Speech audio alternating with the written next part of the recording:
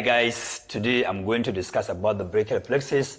And brachial plexus, as you all know, it comes from two words, brachium and plexus. Brachial means arm and plexus means connections of nerves. So from the word brachial plexus, it means that connections of nerves that supply the upper limb. So that is the meaning of the brachial plexus. And this brachial plexus now, as we said, it supplies the upper limb. It comes from the spinal nerves. These spinal nerves, as you are all aware, that we have spinal nerves at the cervical region, we have spinal nerves at the thoracic, at the lumbar, at the sacral, and at the coccygeal region. So we have about 5 spinal nerves at the cervical region that contribute to the formation of the brachial plexus. These cervical nerves, as spinal nerves, each of the spinal nerves, as it comes out from the spinal cord, it divides into dorsal and ventral rami. So it is this ventral rami of the 5 spinal nerves, 4 of the cervical spinal nerves, and the first thoracic spinal nerve, they unite together or they interconnect together to form the brachial plexus. So the ventral rami of C5 and C6, they unite together to form the upper trunk, and the ventral ramus of the C7 continues without uniting with any other ventral ramus. So it continues as the middle trunk.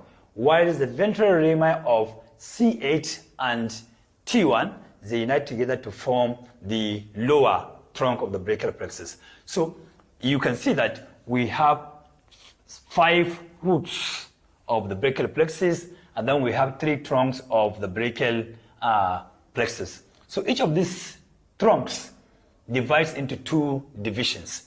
The upper trunk divides into anterior and posterior division. The middle also divides into anterior and posterior division, and also the lower trunk divides into anterior and posterior division. All of these posterior divisions of these 3 trunks unite together to form the posterior cord of the brachial plexus, while the anterior division of the upper trunk and the anterior division of the middle trunk, they unite together to form the lateral cord of the brachial plexus, while the anterior division of the lower trunk continues as the middle cord of the brachial plexus. So viewers, you can see that we have 3 cords of the brachial plexus. From these divisions of the brachial plexus, roots, trunks, divisions, and cords, we have some nerves coming out from some part of these divisions that we have already made mention. So from the C5, C6, and C7 roots of the brachial plexus, we have this nerve, coming from this C5, C6, C7. So there is contribution from C5, C6, C7, so as to form one very long nerve, what we call long thoracic nerve. This long thoracic nerve supplies one muscle, what we call serratus anterior, that is lying on the lateral side of the chest or the thorax. So this nerve supplies the long serratus anterior muscle, and so the nerve is called long thoracic nerve. From the C5 root or ramus, we have a nerve, what we call dorsal scapular nerve. This dorsal scapular nerve supplies 3 muscles: rhomboides major, rhomboides minor, and levator scapulae. The levator scapulae elevates the scapula. It is lying above the scapula, so it elevates the scapula as if you are going to raise your upper limb up like this. And so the rhomboides major and minor, their own function is to move the scapula towards the midline. And so, these 3 muscles are being supplied by the dorsal scapular nerve. From the upper trunk of the brachial plexus, we have 2 nerves. The first one is the suprascapular nerve.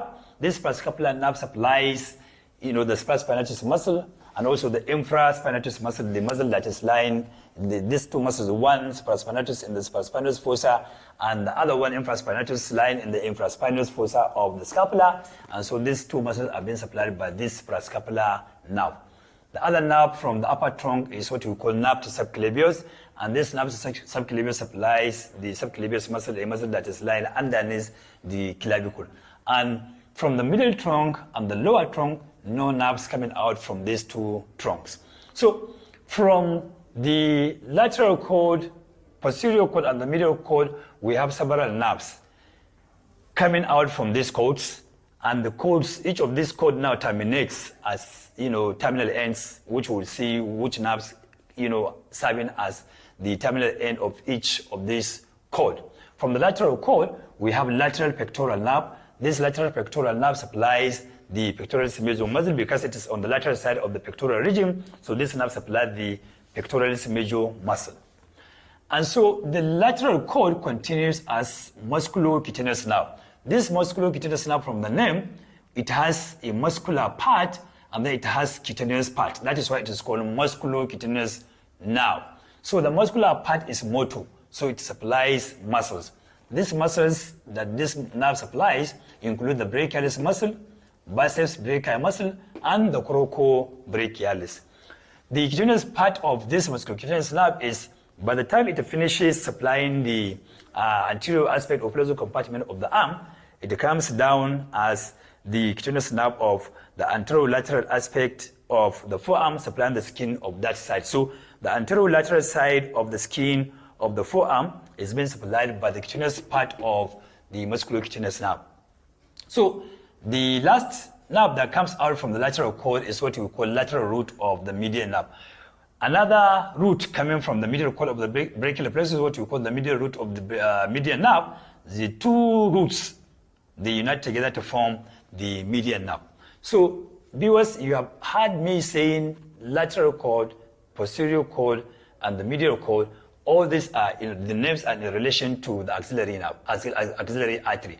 So the axillary artery, as the nerves, the cords come down, so it's like the axillary artery is lying like this. So you have the posterior cord lying posterior to the axillary artery, and then you have the lateral cord, as it comes like this, so the axillary artery coming like this, the posterior cord coming like this, and then you also have the medial cord coming like this, and so you have your axillary artery like this.